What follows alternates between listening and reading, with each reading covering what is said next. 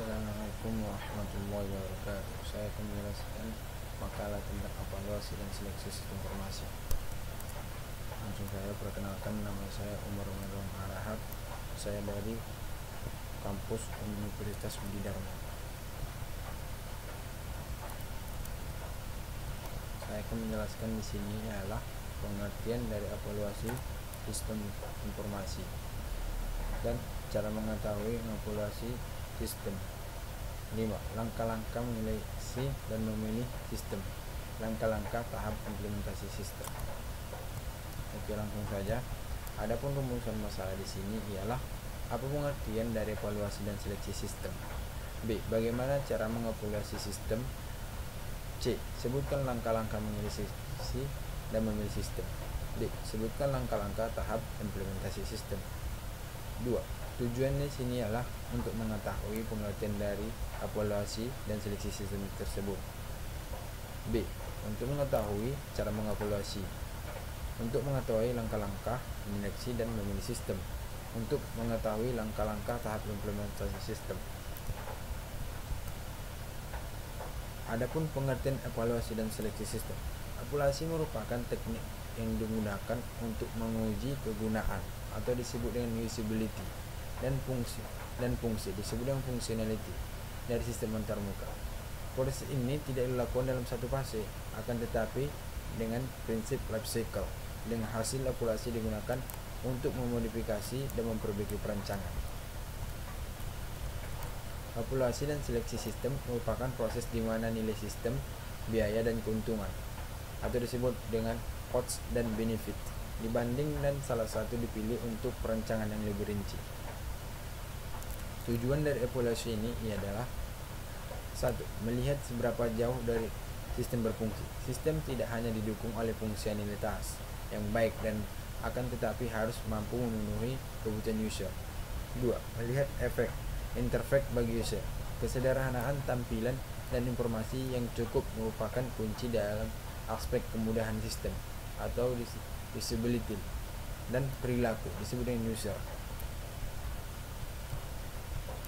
3.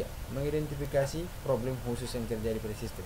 Bila hasil yang dicapai tidak sesuai dengan keinginan user dan malah timbul kekacauan antara user, maka hal ini berhubungan dengan usability dan fungsionalitas dari desain. 4. Cara mengevaluasi sistem. Evaluasi sistem informasi dan keputusan pemilihan sistem bersumber dari 1. Nilai sistem. Nilai suatu sistem dapat diukur dengan dua faktor kelayakan, yaitu A. TOLES, disebut TOLES atau feasibility factor, kelayakan faktor. 2. B. PDF, strategis faktor. 2. Analisa biaya dan keuntungan, mengukur biaya, keuntungan, tangible dan intangible atau disebut dengan masuk akal dan tidak dari sistem yang diusulkan. 1. Nilai sistem. A. Kelayakan TOLES. Adapun kriteria memenuhi kelayakan sebagai berikut. Teknologi. Teknikal. Sistem yang diusulkan dapat dikembangkan dan diimplementasikan menggunakan teknologi yang ada atau jika teknologi yang baru dibutuhkan. Ekonomik. Dana tersebut untuk mendukung. Ekonomik ialah dana tersedia untuk mendukung biaya yang diestimasikan dari sistem yang diusulkan. Legal ialah jika sistem yang dibuat ada masalah, maka kemampuan perusahaan dapat melepaskannya. Operasional. Prosedur yang ada dan kemampuan personal yang cukup untuk mengoperasikan sistem yang diusulkan dan perlu adanya prosedur dan kemampuan. Skedul ialah sistem yang diusulkan harus beroperasi dalam rangka waktu yang dapat diterima. Yang perlu kita ingatkan di sini ialah semakin tinggi nilai faktor kelayakan TOLES, maka semakin tinggi pula kita mencapai kesuksesan. Adapun skenario risiko tertinggi di sini ialah risiko tertinggi dari teknikal. Kebutuhan teknikal yang mendukung tidak tersedia. Risiko tertinggi dari ekonomik. Perusahaan tidak dapat membiayai sistem baru. Risiko tertinggi dari legal ialah sistem baru membuat perusahaan mendapat masalah dalam hukum operasional. Risiko tertinggi operasional ialah sistem baru tidak memenuhi permintaan user. Lingkungan berubah banyak selama waktu pengembangan sistem tersebut sehingga sistem menjadi tidak dapat beroperasi dengan benar atau personal perusahaan tidak memiliki keahlian untuk mengoperasikan dan menggunakan sistem tersebut. Risiko tertinggi skedul, ruang lingkup sistem yang dijalankan atau kompleksitasnya atau kesesuaian dengan keahliannya tim proyek sistem menghambat kesuksesan penyelesaian proyek dalam rangka waktu yang sesuai. Yang perlu kita ingat di sini adalah semakin rendah rate atau nilai faktor kelayakan toleransi, semakin tinggi risiko pengembang sistem. B. Faktor strategik PDM. Faktor-faktor krisis tersebut meliput ialah productivity, pengukuran jumlah output yang menghasilkan input. Tujuannya untuk mengurangi biaya tambahan yang tidak bernilai. Differentiation, pengukuran seberapa baik sebuah perusahaan dapat menawarkan hasil produk atau jasa yang berbeda sama sekali dengan perusahaan saingan. Diferensiasi atau perbedaan dicapai dengan melalui kenaikan kualitas, variasi, penanganan khusus, pelayanan yang lebih cepat, biaya rendah, dan harga dan lain-lain. Manajemen, mengukur seberapa baik sistem informasi menyediakan informasi untuk membantu manajer dan perencanaan, pengontrolan, pengambilan keputusan tersedianya laporan.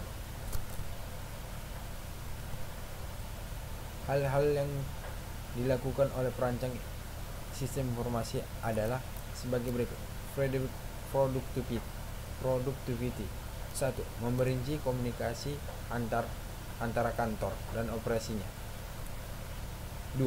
Merancang interface user yang mudah digunakan dan berarti. 3. Mengotomasi proses transaksi dan tugas. Differentiation. 1. Dalam bentuk differentiation, 1. Mengotomasi dan memperbaiki rancang produk. 2. Menyiapkan akses yang baik terhadap data yang berhubungan dengan produk, barang, dan jasa. 3. Menambah kecepatan respon terhadap kebutuhan dan permintaan pelanggan. 4. Menghasilkan suatu status informasi yang digunakan untuk pengambilan keputusan. Manajemen. 1. Melaksanakan tugas secara efisien dan pandai. 2. Bersaing dengan para kompetitor. 3. Inovatif. 4. Mengurangi konflik. 5. Beradaptasi dengan cepat terhadap perubahan yang terjadi di pasar. Menilai faktor PDM. A. Menilai faktor produktivitas. Produktivitas dapat diukur dari biaya produksi. Untuk mendapatkan produktivitas yang lebih tinggi, keefektifan dan keefisiensian suatu tugas proses harus ditingkatkan. Contoh, suatu sistem yang dievaluasi meliput jaringan terhubung ke database yang memiliki akses cepat untuk melaksanakan tugas efektif secara efisien. Beberapa tugas berlevel rendah didukung dengan sistem pakar. Sebagai tambahan, sistem pesan elektronik mengurangi alur kertas dan membuat suatu pegawai terkoordinasi. Menilai diferensial. Jika perusahaan menggunakan sistem informasi yang membedakan produk dan jasa, maka penghasilan dapat meningkat. Misalnya, bank menggunakan teknologi informasi yang bermacam-macam untuk melayani pelanggan dengan baik, sehingga membuat pelanggan menjadi setia dan mendapatkan pelanggan-pelanggan baru. Fleksibilitas dalam pabrik dan kualitas produk bertambah dengan adanya mesin yang dikontrol komputer. Data perancangan kepabrikan disimpan dalam database yang dikomunikasikan dari satu ke mesin lainnya untuk mengontrol proses pemesanan yang lengkap. Contoh perencanaan tersebut tersedia dengan adanya kontrol inventory yang baik dan membantu pemesanan pelanggan, tetapi tidak dapat membedakan jasa khusus daripada kompetitor. Menilai manajemen.